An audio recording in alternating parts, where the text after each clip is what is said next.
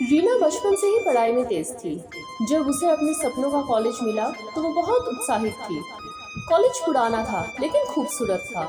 हालांकि इसके बारे में कई डरावनी कहानियां प्रचलित थी, लेकिन रीना इन बातों पर ध्यान नहीं देती थी। कॉलेज का तीसरा माला बंद रहता था। कहा जाता था कि वहाँ कुछ अजीब घटनाएं होती है, लेकिन रीना को इन बातों पर विश्वास नहीं था। एक दिन रात के समय उसे लाइब्रेरी में पढ़ाई करनी थी। उसके दोस्त पहले ही हॉस्टल में लौट चुके थे। पूरा कॉलेज सुनसान था। रीना जब लाइब्रेरी से निकली तो गलियारे में उसे हल्की हल्की सरसराहट सुनाई दी। उसने सोचा कि कोई चूहा होगा, लेकिन जब उसने आगे कदम बढ़ाया तो उसे किसी की फुसफुसाने की आवाज आई। उसने चारों ओर देखा, लेकिन कोई नहीं था।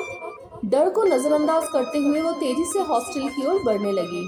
तभी बिजली चली गई और चारों ओर घना अंधेरा हो गया। उसके पास सिर्फ मोबाइल की टॉर्च थी। अचानक उसे महसूस हुआ कि कोई उसके पीछे चल रहा है। उसने हिम्मत करके पीछे देखा, कोई नहीं था। लेकिन जैसे ही वो आगे बढ़ी, किसी ने उसके कंधे पर हाथ रखा। रीना का दिल जोर से धड़कने लगा।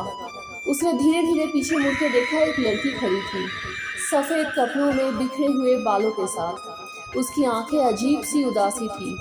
तुम यहाँ इतने रात को क्या कर रही हो? लड़की ने पूछा। रीना डरते डरते बोली, मैं लाइब्रेरी में पढ़ाई करने आई थी। लड़की मुस्कुराई, लेकिन उसकी मुस्कान में कुछ अजीब था। मैं भी कभी यहाँ पढ़ाई करने आती थी, लड़की ने कहा। रीना कुछ समझ पाती इससे पहले ही लड़की हवा में गायब हो गई। रीना के पैरों तले जमीन खिसक गई। उसने दौड़ लगा दी और हॉस्टल में कमरे में पहुंचकर ही दरवाजा बंद कर दिया।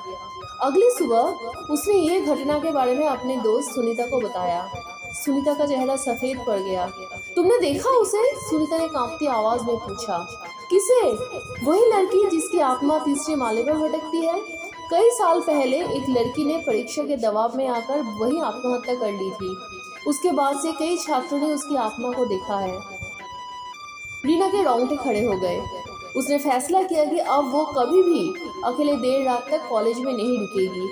लेकिन अंदर ही अंदर उसे ये एहसास हो चुका था, कुछ रहस्य हमेशा ही रहस्य रहना चाहिए। Behind you, look. Behind you. I'm behind you. I am right behind you. Please like, share and subscribe.